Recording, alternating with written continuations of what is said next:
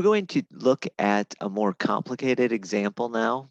Example 2 is curve sketching with a rational function. Now, because this function is a rational function, it's going to have derivatives which are a little bit more complicated, but we can simplify it in a number of ways, which we'll see. We begin by looking at the domain, or looking for the domain. So the domain here is all real numbers except when we're dividing by 0. So all real numbers except when dividing by 0. When we divide by 0, that just means our denominator is going to be 0. If we set the denominator to 0, you can factor the denominator. That will factor into x minus 5 multiplied times x plus 3.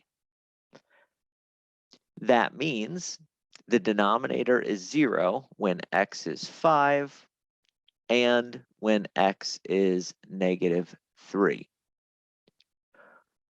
This means that the domain is all real numbers except when x is 5 and when x is negative 3.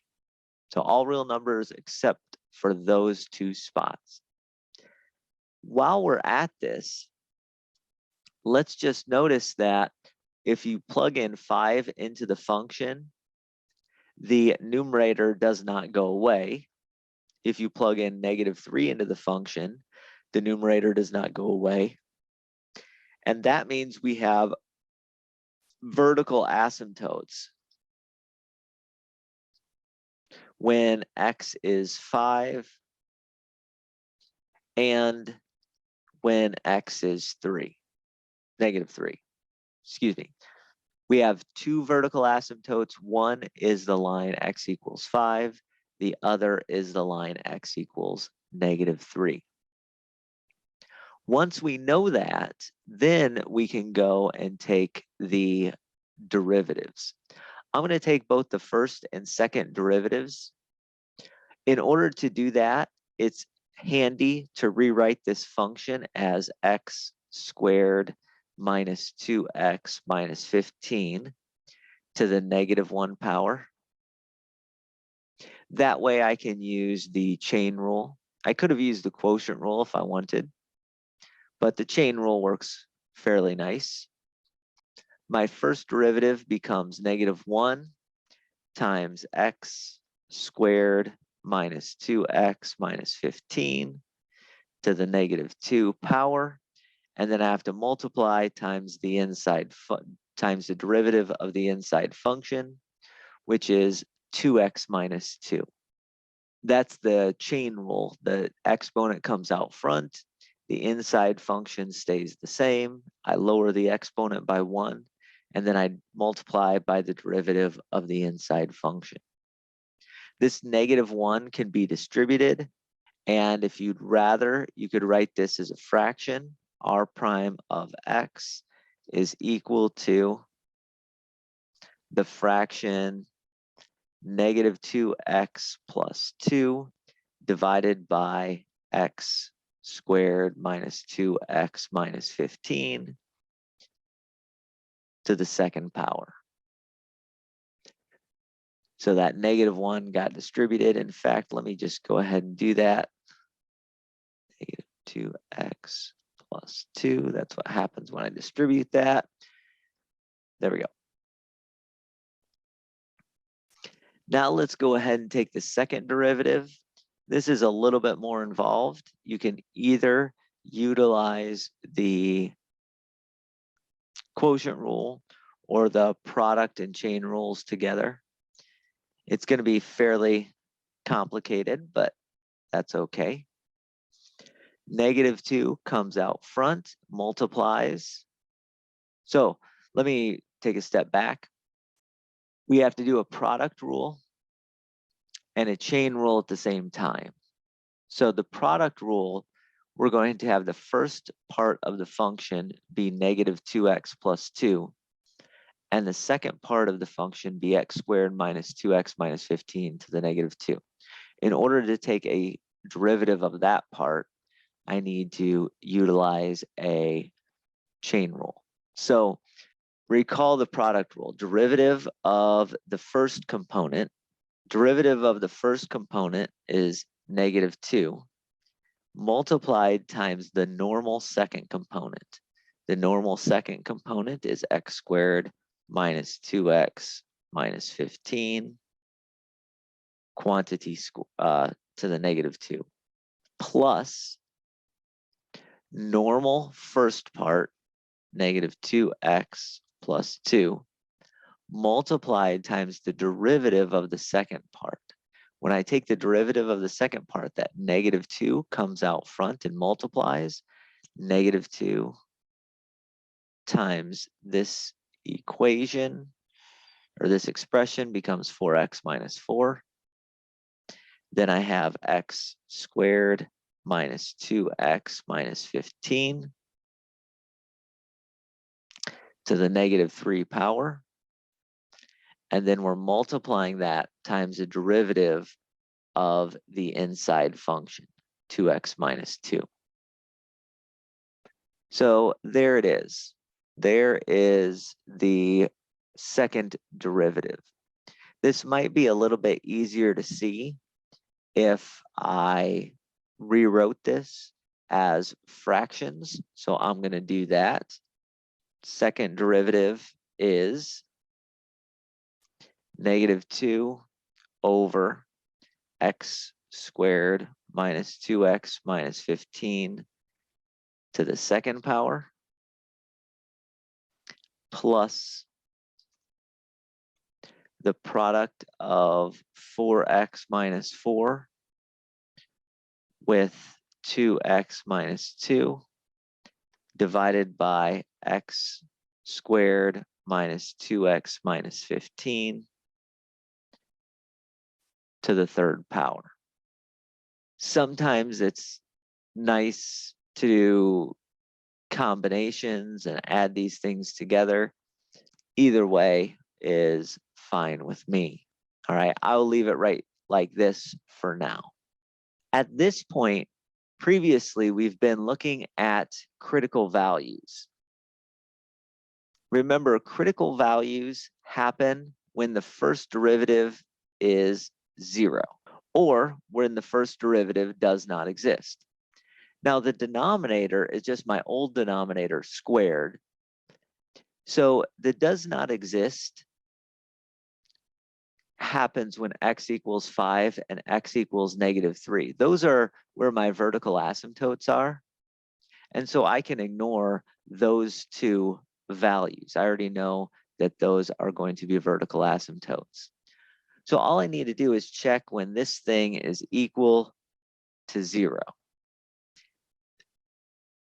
Well, if the fraction is equal to 0, then the numerator of that fraction has to be equal to 0. In this case, that means 0 would be negative 2x plus 2. And that means we have only one critical value happening, and that's when x is equal to negative 1. When x is equal to negative 1, or excuse me, x equal to positive 1. So the critical value is the only one that exists is when x is equal to 1. If you go back up to the very original equation and you plug in 1 into the x value, what happens is you end up with 1 divided by negative 16. So that means we have a critical point of 1 comma negative 16. All right. So we have vertical asymptotes. We have a critical point. If you wanted to see whether that was concave up or concave down, at that critical point, you'd plug in 1 into the second derivative. That second derivative's bothering me a little bit. I'd rather simplify that. That looks more complicated than it should. So let me go ahead and simplify that. I'm going to make that into 1 fraction. The way I'm going to do that is that I'm going to take and get a common denominator. Well, the common denominator should be this component cubed. So I can multiply this first fraction by an x squared minus 2x minus 15 on top and on bottom. If I did that on bottom, it raised the exponent by 1. On top, we'd get negative 2x squared plus 4x plus 30.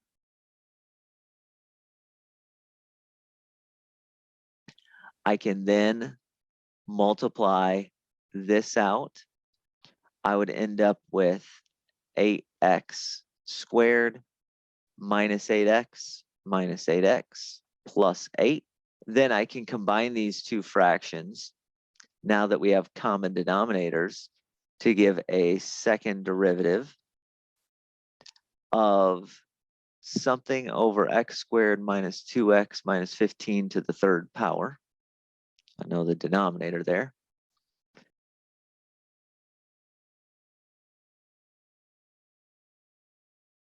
The numerator is going to be 6x squared minus 12x plus 38. If I wanted to look for points of inflection, places where the second derivative could change from positive to negative, obviously things can happen at the vertical asymptotes. That's when the denominator is equal to 0. So x equals 5, x equals negative 3. The other place that can happen is when the second derivative is equal to 0. Just like before, for the second derivative to be equal to 0, the numerator would have to be 0.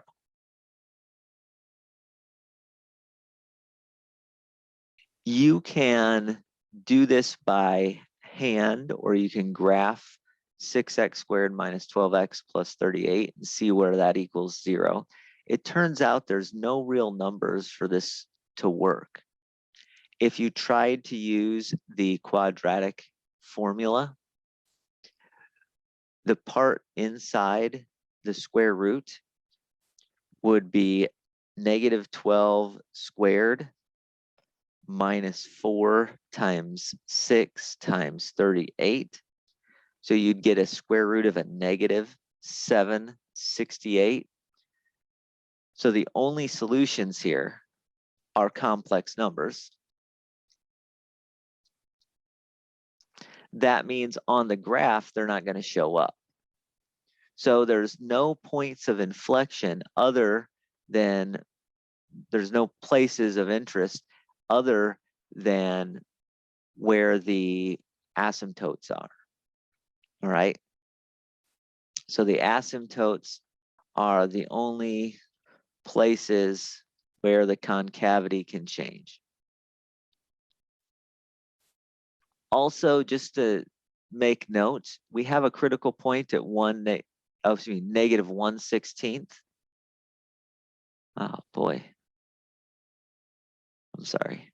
Negative 1/16. That was the whole thing. Probably somebody figured that out. If I plug in 1 into my second derivative, I end up with 6 times 1 squared minus 12 times 1 plus 38. That's 32 in the numerator, divided by a negative 16 cubed in the denominator.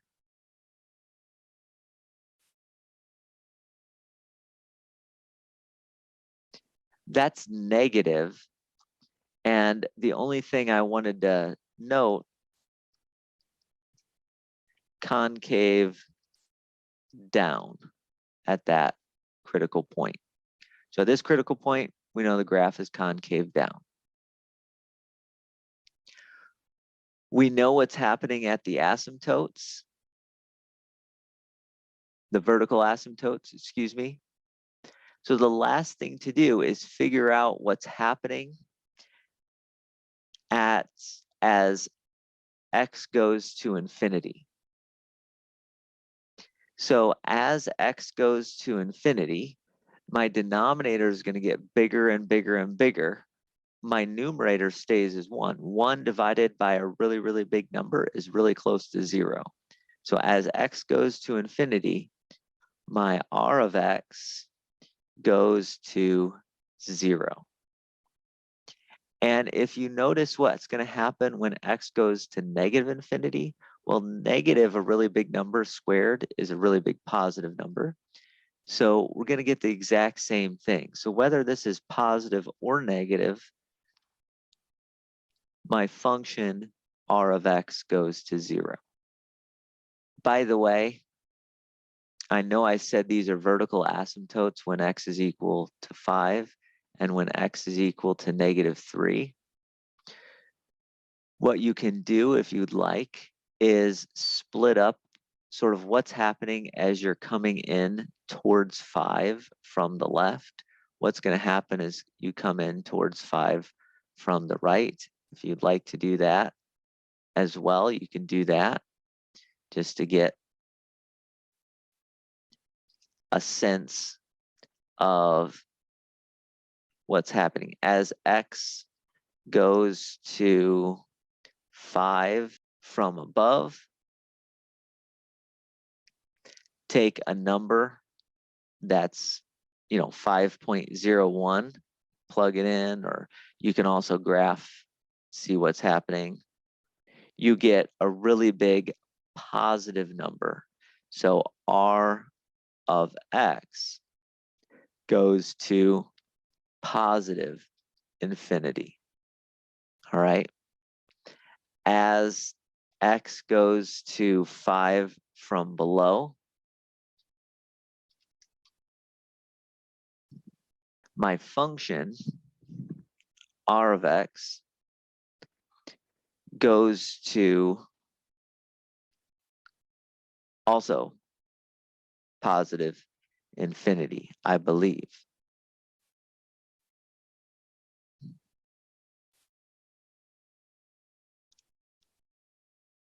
There we go.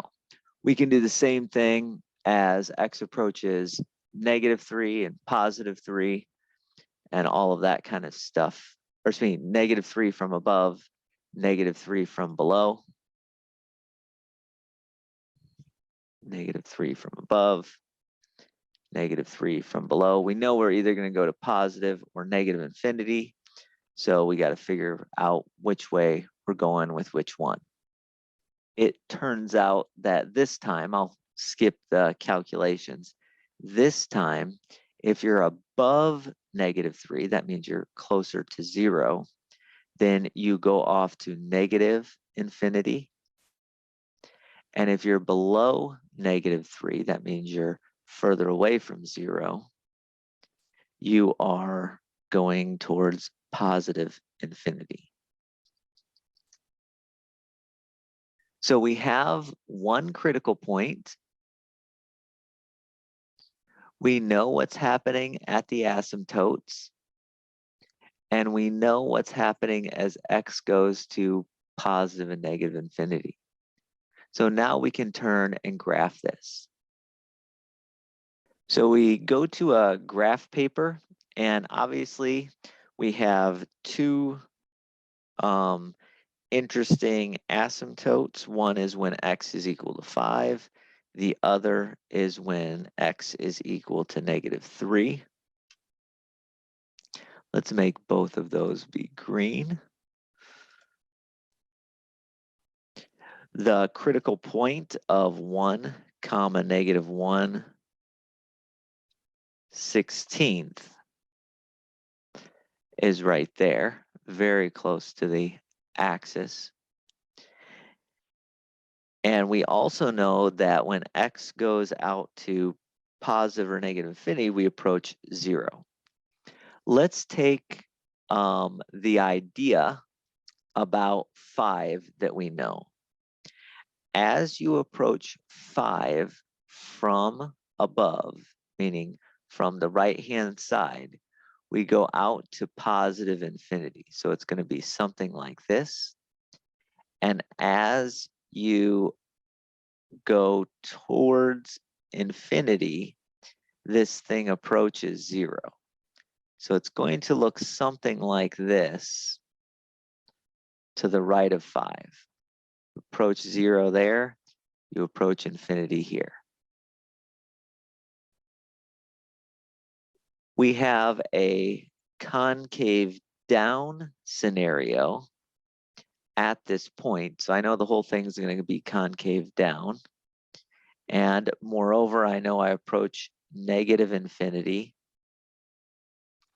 both as you go towards 5 from below, and also as you go towards negative 3 from above. So it's going to look something like this. As you approach negative 3 from the left, you go out to positive infinity. So, and as you go to infinity, then you start getting closer and closer and closer to 0. So the graph is going to look something like this.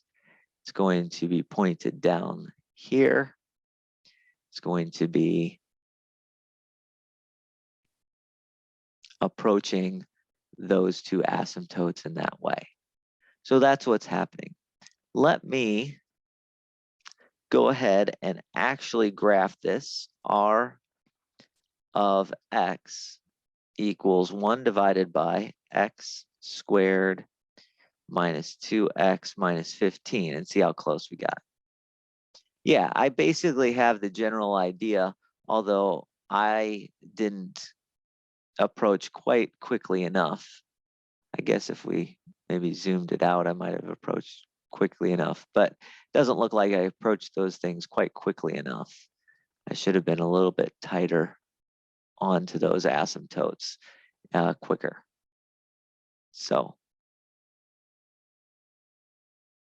there we go. Right? So we got the general idea. We got some of this, even though we got some of the, closeness to the asymptotes a little off.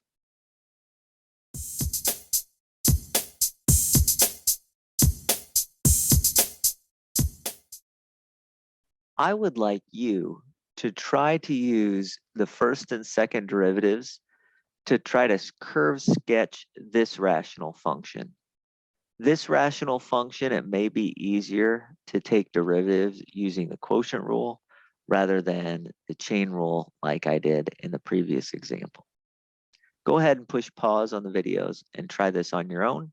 And in the next video, I'll display that.